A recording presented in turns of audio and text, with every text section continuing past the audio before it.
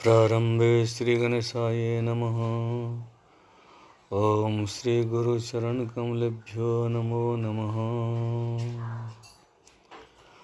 आज हम आइए हमारे कल्याण चैनल पे आप सबका स्वागत है और प्यार भरा नमस्कार। हम आपको बताए थे कि हम अगले वीडियो में नृत्य दिशा में जो दोष और लाभ है उसके बारे में बताएंगे। तो आइए हम शुरू करते हैं।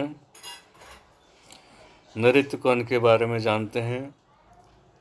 हमारे पास जो भी ज्ञान है, जो भी पुस्तक से पढ़े लिखे ज्ञान है, मैं आपके साथ साझा कर रहा हूँ। आप इसे जानकर लाभ उठाएं, हमारी यही कामना है। नृत्य कौन बहुत सावधानी से निर्माण करना चाहिए। भवन निर्माण में जितनी प्रमुखता ईशान कोण के लिए निश्चित की गई है, उतना ही नैऋत्य कोण के लिए भी की गई है। यह ईशान कोण का विरुद्ध कोण है। ईशान कोण को जितना नीचा होना चाहिए, नैऋत्य कोण उतना ही ऊंचा होना चाहिए। ईशान कोण में जितना रिक्त स्थान होगा, नैऋत्य कोण में उतना ही ढका हुआ स्थान और भारी होना चाहिए। ईशान में जितना विस्तार होगा, नैऋत्य कोण में उससे कम ही रखना चाहिए। नैऋत्य कोण ऊंचाई की दृष्टि से अधिक मात्रा में बढ़ सकती है। भूखंड में भवन जहां तक संभव हो सम्मुख भाग की चार दीवार से मिलाकर बनाना चाहिए। भवन का जो नैऋत्य कोण है, उसका जगह या कक्ष ऊंचा होना चाहिए। साथ ही उस ओर की छत ऊंची एवं भारी हो तो घर स्वामी के लिए उत्तम होगा।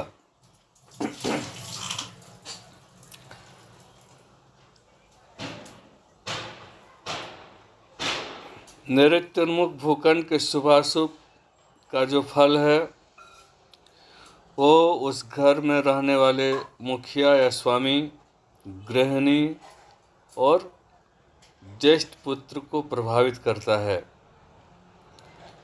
इसलिए नैऋत्य कोण में बहुत सावधानी पूर्वक इसको समझना चाहिए।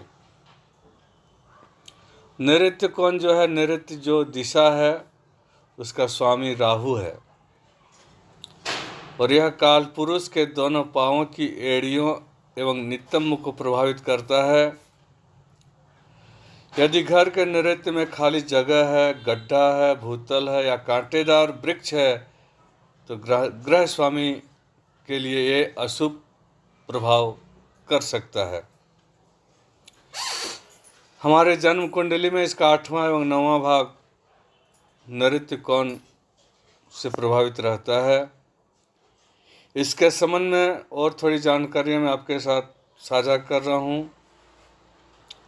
नैऋत्य हमेशा भारी रहना चाहिए, परंतु यदि वहाँ खाली जगह है और जन्म कुंडली में राहु अकेला है, तो गृह स्वामी का खजाना खाली हो सकता है। यदि नैऋत्य दिशा में कुआं या जल किसी भी तरह से वहाँ प्रयोग किया जाता है, तो वहाँ राहु और चंद्रमा की ज्योति का प्रभाव होता है। ऐसी स्थिति में ग्रह स्वामी को मानसिक तनाव से पीड़ित होना पड़ सकता है या हो सकता है मानसिक तनाव। यदि नैऋत्य कोण में रसोई घर है, तो पति पत्नी में नित्य कलह होगा। स्त्री हर हमेशा बीमारग्रस्त रह सकती है। यदि नैऋत्य कोण में शयन कक्ष है, तो गृह स्वामी को ऐशो आराम की चाहत रहेगी। नैऋत्य का हर कोण पूरे घर में हर जगह संतुलित होना चाहिए, अन्यथा इसका दुष्परिणाम घर के मुखिया को भुगतना पड़ सकता है। पश्चिम नैऋत्य मार्ग प्रहार हो और नैऋत्य में कुआं हो तो उपयुक्त परिणाम पुरुषों पर भी प्रकट होंगे। नैऋत्य दक्षिण के साथ सटा अथवा पश्चिम से जुड़ा उन्नत नहीं होना चाहिए। बढ़ा हुआ दक्षिण नैऋत्य स्त्रियों के लिए और पश्चिम नैऋत्य पुरुषों के लिए अशुभ फल दे सकता है। दक्षिण नैऋत्य व पश्चिम नैऋत्य में चार दीवारी अथवा द्वार हो तो गृह स्वामी को अपजस, कारावास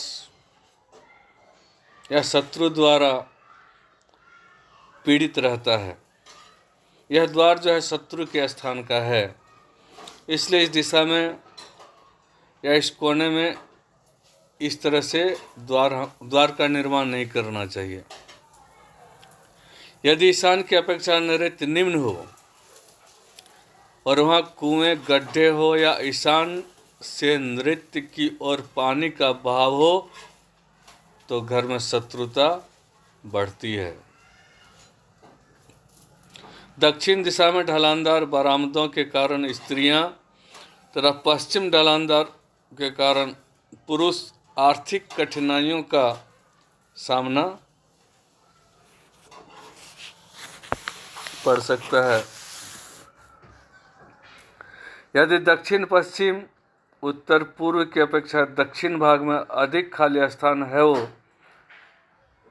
तो स्त्रियां तथा पश्चिम भाग में हो तो पुरुष अल्पायु तथा गंभीर रोगों का शिकार हो सकता है या फिर ये दूसरे के अधीन हो सकता है।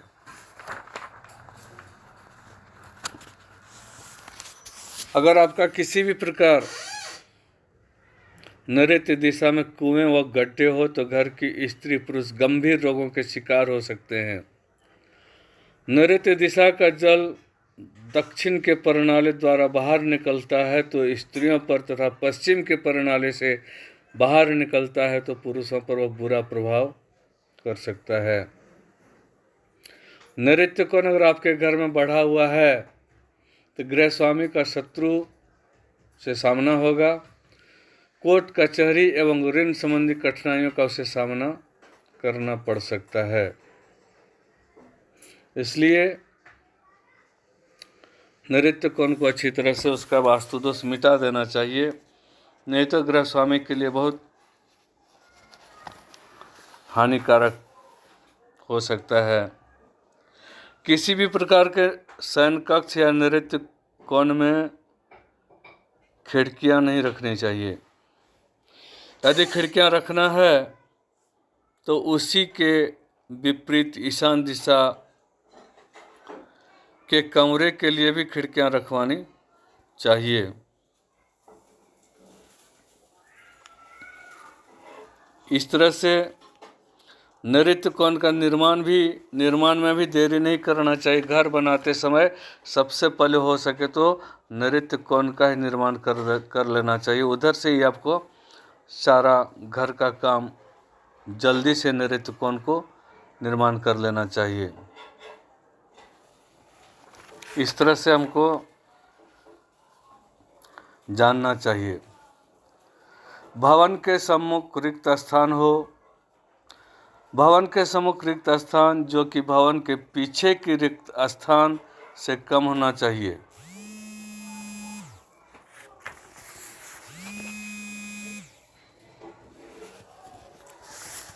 इस प्रकार भूखंड पर बनाए जा रहे भवन के सभी कक्षों का कोण समकोण होना चाहिए। नैऋत्य कोण में खिड़की होना अशुभ है। इस दिशा में यदि खिड़की बनाना आवश्यक ही है तो एक अन्य खिड़की ईशान कोण में इससे बड़ी बनाएं। यदि इस भूखंड में बनाए गए भवन कक्षों व बरामदों में नैऋत्य कोण नीचा होगा तो धन प्राणों की हानि हो सकती है, भयंकर बीमारी के आप शिकार हो सकते हैं। दक्षिण नैऋत्य अथवा पश्चिम नैऋत्य कोण में चार दीवारी अथवा भवन का मुख्य द्वार होने से अपजस हो सकता है, कारागार की यात्रा हो सकती है, दुर्घटना हो सकती है, शत्रु प्रबल हो सकते हैं। कुछ सर्जरी, ऑपरेशन, लकवा, आकस्मिक दुर्घटना के आप शिकार हो सकते हैं। इसलिए इसके निवारण के लिए अगर वास्तु दोष किसी भी प्रकार नैऋत्य कोण में है तो इसके लिए सबसे पहले घर के पूजा गृह में राहु यंत्र को प्रतिष्ठित कर स्थापित करना चाहिए। नित्य प्रति उसका पूजन करना चाहिए। अगर आपका नैऋत्य कोण बिगड़ा हुआ है, नैऋत्य कोण किसी भी तरह से दोषयुक्त है, इसके बाद घर के मुख्य द्वार पर भूरे या मिश्रित रंग के गणपति को प्रतिष्ठित